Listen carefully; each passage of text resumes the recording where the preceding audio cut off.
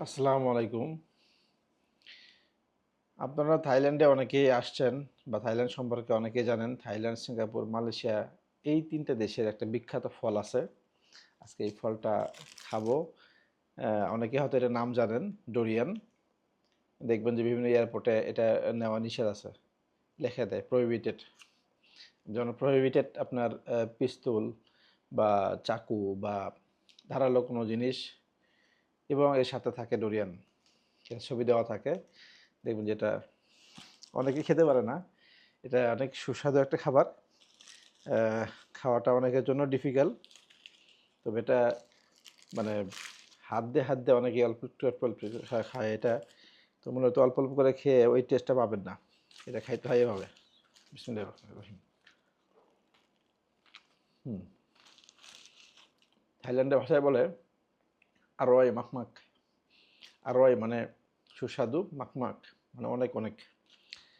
তো যে পছন্দ করে তার জন্য আরোয়াই মাকমাক, যে পছন্দ করে না তার জন্য ভালো না, এটা মানে খারাপ। হুম, অনেক মজা। যাই হোক, আমি সরি যে আপনাকে দেখা দেখা খাচ্ছি। এটার কারণ হলো এই খাবারটা আহ, খুবই এনার্জি বুস্ট করে এটা।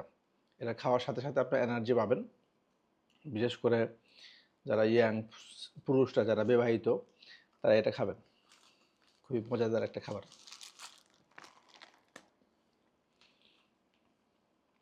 অনেকে খেতে পারে না, এই জন্য দেখাচ্ছি যেটা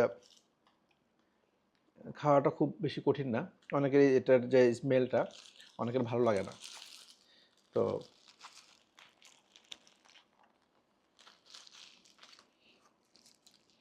যাক, আমি পুরোটা খাবো।